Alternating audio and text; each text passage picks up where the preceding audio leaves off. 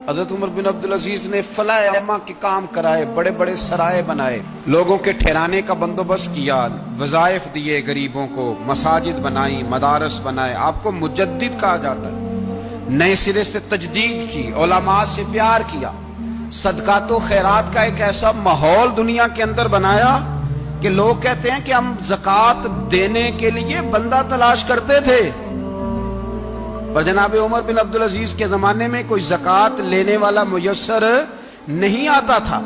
ایک شخص ملا تو لوگوں نے اس کو اتنی زکوٰۃ دی، اتنی زکوٰۃ دی، اتنی زکوٰۃ دی، لوگ خوشحال ہو گئے، اتنی زکوٰۃ دی کہ اگلے سال وہ خود زکوٰۃ دے رہا تھا۔ حضرت عمر بن عبدالعزیز نے ایسا ماحول بنا کے لوگوں کو دیا، اس طرح کی نوعیت آپ نے لوگوں کو دی کہ خوشحالی نظر آنے لگی، ذمیوں کے، غیر مسلموں کے حقوق کا بھی تحفظ فرمایا۔ 39 سال عمر پائی، صرف نمازیں بھی پڑھ گئے، صدقے بھی دے گئے، عبادتیں بھی کر گئے، 2.5 سال حکومت بھی کر گئے، اللہ رسول کو راضی بھی کر گئے۔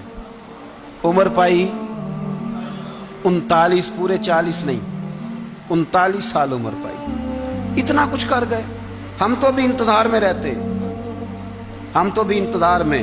اٹھ فریدہ ستیا تے داڑھی آ گیا پور، اٹھ فریدہ، یہ ستیا کا مطلب بابا جی نے غفلت بیان کیا ہے، اس کا مطلب یہ نہیں کہ سچی مچی سویا ہوا تھا، کہتے تو غافل ہے۔ اٹھ فریدہ ستیا داڑھی آ گیا پور، اور اگا نیڑے آ گیا ہی، پیچھا رہ گیا ہی دور۔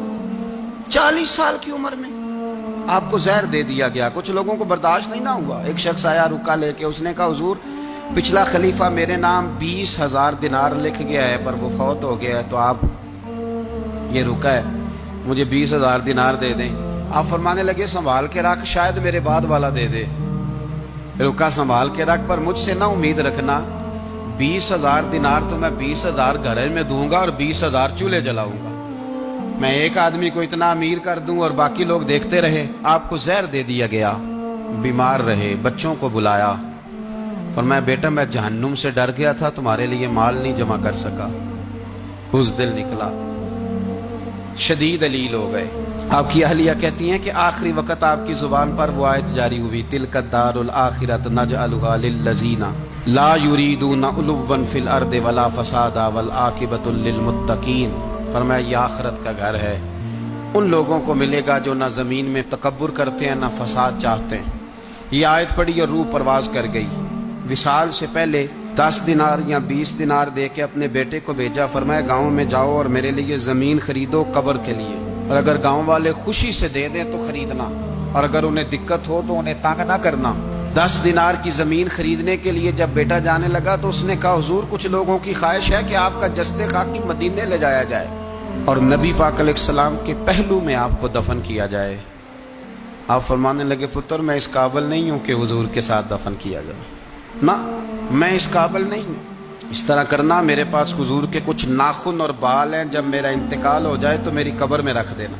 اور پھر حضرت عمر بن عبدالعزیز نے فرمایا مجھے نہ سستا کفن دینا 2 دینار کا، اس سے زیادہ کفن نہ دینا، 2 دینار کا کفن۔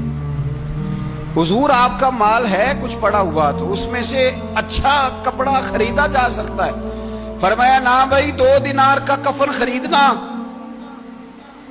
حضور کیوں؟